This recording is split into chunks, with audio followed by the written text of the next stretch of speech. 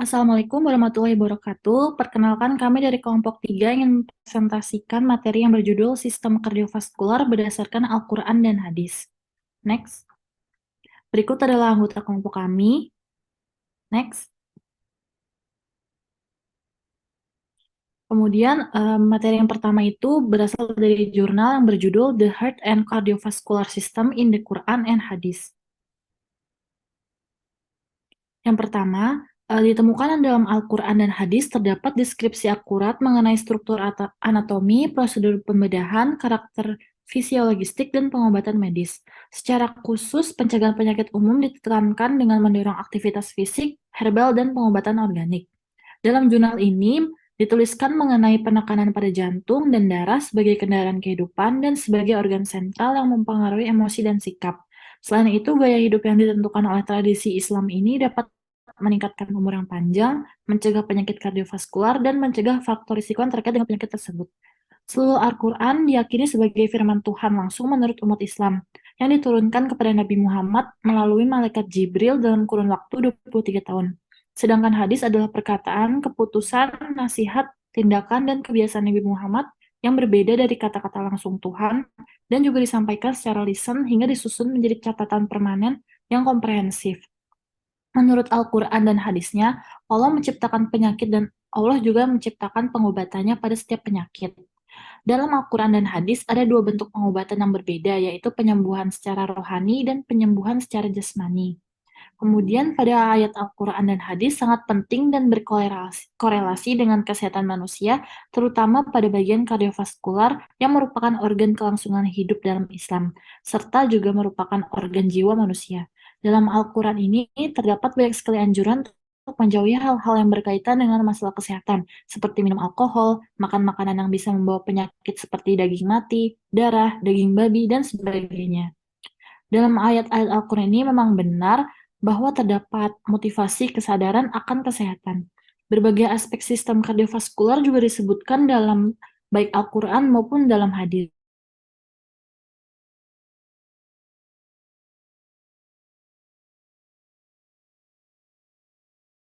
Dalam ayat Al-Quran terdapat al-atin yang berarti aorta dan al-waqtin yang berarti arteri. Ayat ini diartikan bahwa jika Nabi Muhammad berbohong tentang ajaran Tuhan, maka Tuhan akan mencengkeram lengan Nabi Muhammad dan memotong arteri vitalnya, dan tentu saja membunuh Muhammad. Dalam ayat ini pun menegaskan bahwa yang pertama, darah itu memang dipandang sebagai wahana kehidupan, dan kedua, pembuluh darah yang langsung mengalir dari jantung itu sangat penting untuk kelangsungan hidup. Next. Selanjutnya adalah bagian jantung. Hati atau jantung berkali-kali disebutkan di dalam Al-Quran yang menjadi sentralis setiap individu untuk mengatur semua tindakan, hubungan individu dan juga hubungan individu kepada Tuhan. Terdapat 3 golongan di dalam Al-Quran yang memiliki 3 makna hati yang berbeda. Yang pertama, golongan orang-orang mukmin yang memiliki hati hidup.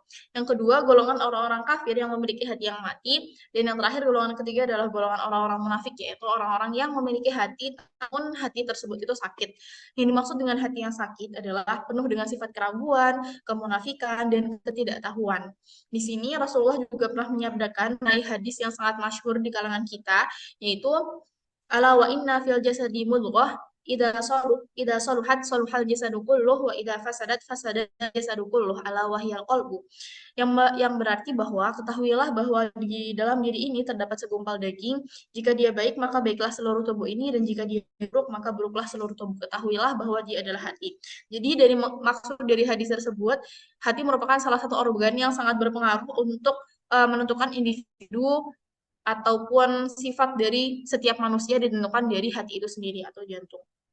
Kemudian selanjutnya, penyakit kardiovaskular. Pencegahan penyakit kardiovaskular dapat dilakukan dengan beberapa cara. Yang pertama, melakukan aktivitas spiritual, makan secukupnya, kerja fisik, mengurangi amarah dan juga kecemburuan, menghilangkan keserakahan, memantang melakukan hal-hal terlarang terkait makanan dan minuman.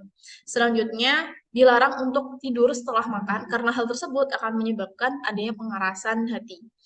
Kemudian, jumlah sujud dan gerakan sholat lain dapat membantu pencernaan makanan dalam jangka panjang dan dapat menyebabkan adanya pencegahan pembentukan trombus. Dan yang terakhir, gerakan dari berdiri ke duduk yang dapat berulang dapat mengaktifkan pompa otot di otot kaki, yang dapat meningkatkan aliran berik vena ke jantung saat berdiri dan juga memindahkan aliran dari vena perifer ke vena sentral, sehingga mencegah edema dan juga mengurangi kemungkinan jadinya pembentukan trombus.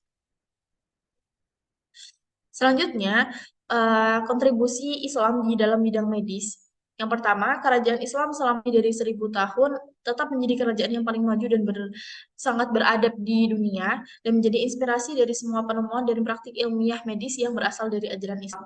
Yang paling menonjol dari kontribusi Islam di bidang medis ini adanya anatomi kardiovaskular yang merupakan salah satu temuan dari Ibnu Al-Nafis, seorang dokter Suriah pada abad ke-13 yang berani menolak pernyataan Galen bahwa ada jalur langsung melalui septum intraventrikular antara ventrikel kanan dan juga ventrikel kiri.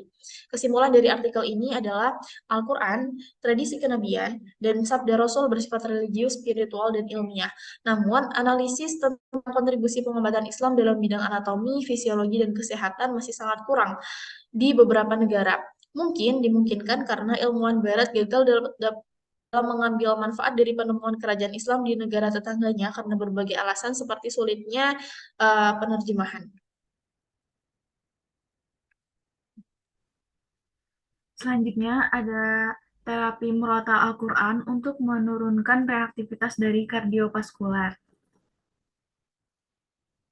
Terapi murotal Al-Quran merupakan penyembuhan secara spiritual yang digunakan sebagai pengobatan tambahan dengan unsur meditasi, sugesti, dan relaksasi yang menghasilkan rasa tenang dan senang.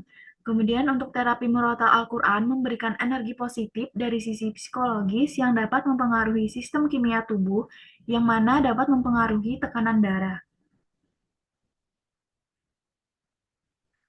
Energi positif yang didapat dari murotal Al-Quran merangsang organ pendengaran dan sistem limbik, sehingga hipotalamus akan merangsang pelepasan gelombang otak atau alfa yang menyebabkan terjadinya pelepasan neurotransmitter serotonin dan endorfin.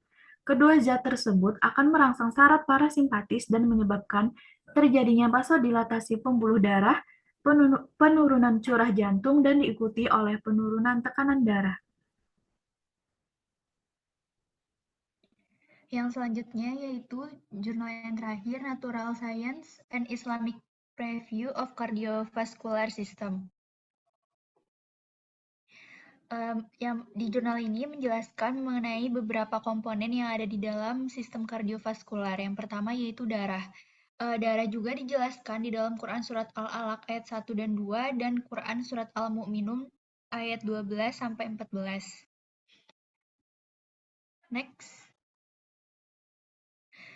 Untuk kedua ayat tersebut menjelaskan tentang darah yang memiliki peran vital dalam kehidupan manusia. Fungsi darah itu sangat banyak, salah satunya yaitu diperlukan untuk mengangkut bahan-bahan yang dibutuhkan oleh tubuh seperti oksigen, air, dan zat makanan. Selain materinya dibutuhkan oleh tubuh, darah juga mengangkut limbah-limbah yang terdapat di dalam sel. Salah satunya seperti gas karbon dioksida. Dengan adanya peredaran darah ke seluruh tubuh memungkinkan ekstrak makanan dan oksigen itu terdistribusi secara merata di setiap sel. Dengan terpenuhinya kedua unsur tersebut, maka kinerja organ yang di dalam tubuh itu akan dapat berfungsi secara baik. Kemudian dijelaskan juga dalam Quran Surat Al-Mu'minun ayat 12-14 juga darah itu berperan penting dalam kesehatan janin bagi ibu hamil. Karena darah itu merupakan salah satu sumber kehidupan bagi janin dalam kandungan. Next. Kemudian ada organ hati. Di dalam Al-Quran dan hadis menganalogikan hati sebagai pengatur emosi yang menjadikan hati mempunyai banyak ciri yang dalam pengobatan modern diduga berasal dari otak. Selain melihat hati dari segi psikologis, Islam juga melihat hati dari segi anatomi dan fisiologinya.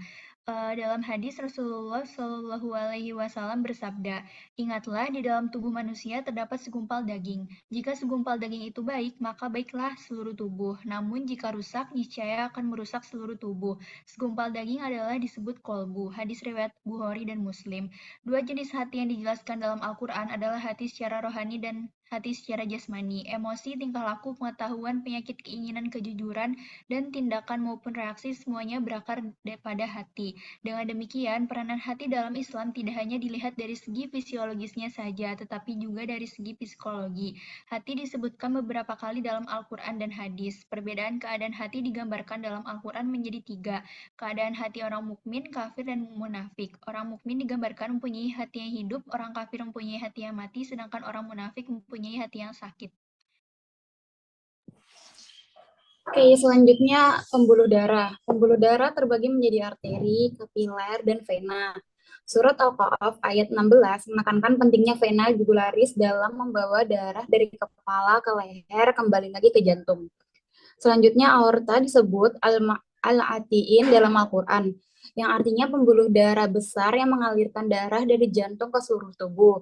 Ayat dalam surat Al-Haqqah juga menunjukkan aorta memiliki aliran darah yang cepat. Selanjutnya, jantung memompa darah menciptakan tekanan tertinggi di arteri. Prinsip Bernoulli menjelaskan perbedaan kecepatan aliran darah di arteri, kapiler, dan juga vena. Pembuluh kapiler memainkan peran penting dalam pertukaran zat melalui tekanan hidrostatik dan osmotik. Sistem limfatik membawa cairan ke sirkulasi darah.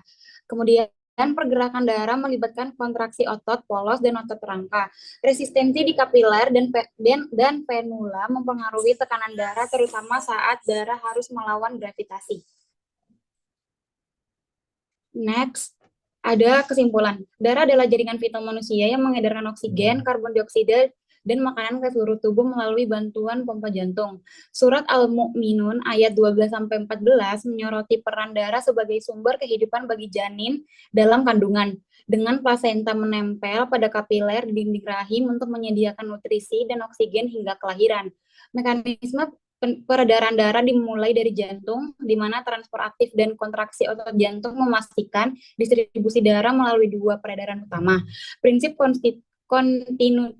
kontinuitas hukum Pascal dan hukum Bernoulli memengaruhi aliran darah arteri. Sementara di kapiler, pertukaran zat terjadi melalui tekanan hidrostatik dan osmotik. Tekanan total di kapiler diatur oleh otot halus, memastikan aliran darah dari arteri ke vena itu memastikan aliran darah dari arteri ke vena. Resistensi di pembuluh kapiler memengaruhi tekanan darah di vena, dan otot membantu aliran darah kembali ke jantung. Mungkin itu aja dari kelompok kami. Kurang dan lebihnya mohon dimaafkan. Wabillahi taufiq wal hidayah. Wassalamualaikum warahmatullahi wabarakatuh.